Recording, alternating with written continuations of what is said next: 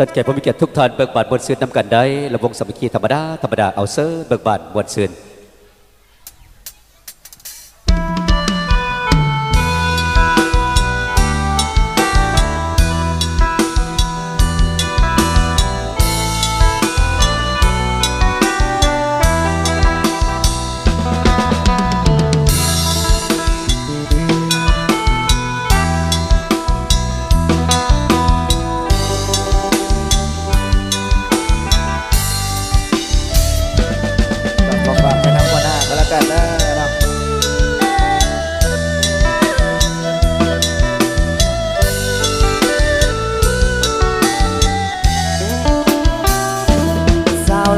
ไตเฮ็ดบาปหัวใจของอ้ายแท้นอสัญญาที่ด่านต่อมอส่งเมฆฟ้าลอบ่มีค่าลางานเมื่อบานปากเสข้าวนานน้ำมันกลับมาทิ้งบ่าวอุบลคนคอยสัญญาสิเป็นบ้าทำใจกระโดดพอใดที่ผูกหัวใจเอาไว้ด้วยกันสาวลาวข้ามาทำงานที่ร้านอาหารอยู่เคียงไกลคือลืมไว้แท้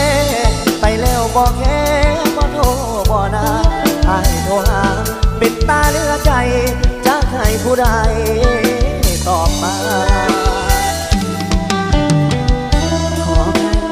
หมายเลขที่ทางโทรหาบ่สามารถติดต่อได้ในขณะนี้ Sorry the subscriber is not with Carol please try again later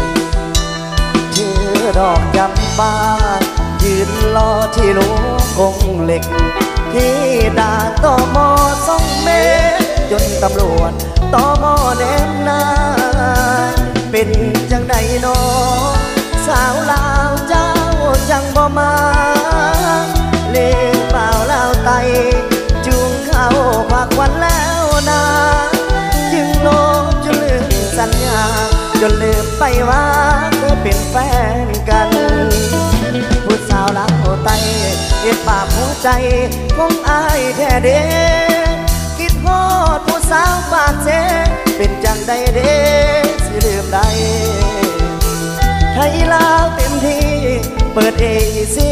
ติดต่อกันง่ายแต่เป็นอย่างสัญญาณหัวใจผู้สาวลาวตายผู้อายรอ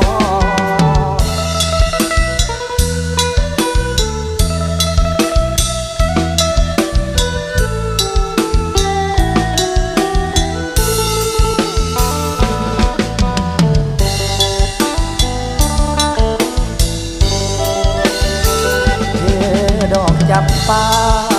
ยืนรอที่รั้วกงเหล็กที่ด่านตม2 เมตรจนตำรวจตมแนมนายเป็นจังใดน้อผู้สาวลาวเจ้าจังบ่มาเลี้ยบ่าวลาวไตจูงเข้าพักวันแล้วนะจงลงจงลืมสัญญาจนลืมไปว่าเคยเป็นแฟนกันสาวลาวไตเฮ็ดบาปหัวใจของอ้ายแท้เด้กินฮอดผู้สาวปากเสเป็นจังได้เด้สิลืมได้ให้ลาวเต็มที่เปิดAECติดต่อกันง่ายแต่เป็นอย่างสัญญาณหัวใจผู้สาวลาวตายผู้อายรอ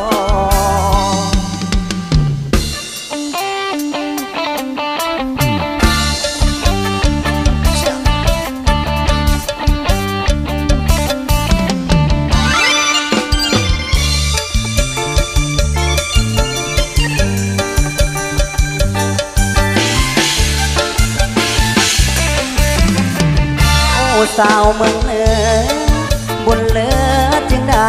มาพอไอ้หนุ่มโซเฟอร์นี่น้ออยากห้องขอด้วยความหวังนี้เล่นรถขึ้นลงโดยสารขนส่งมาหลายปี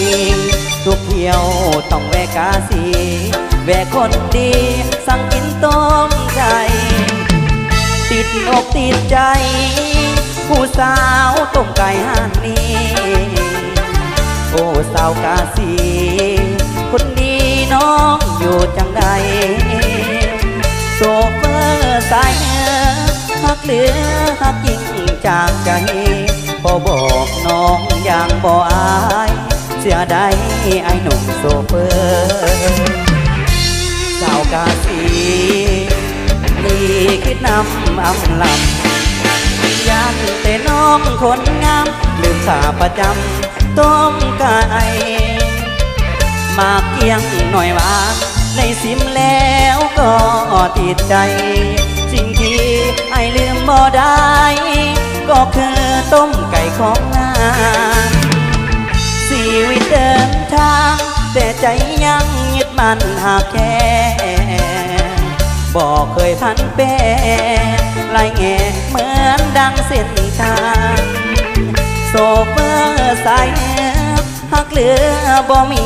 จืดจางอย่าลืมโซเฟอร์สายทางหลงหักนางสาวเมืองกาสี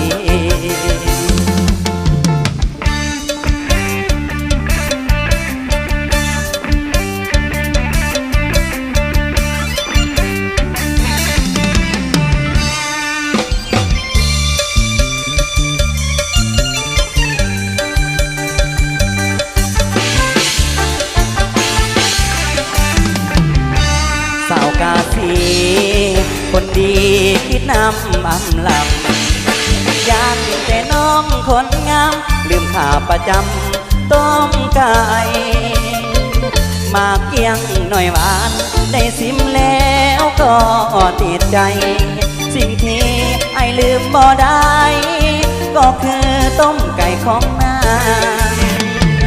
ชีวิตเดินทางแต่ใจยังยึดมั่นหากแค่บอกเคยพันแปรลายแง่เหมือนดังเส้นทางโซเฟอร์สายเนื้อหักเหลือบ่มีจืดจางอย่าลืมโซเฟอร์สายทางหลงหักนางสาวเมือง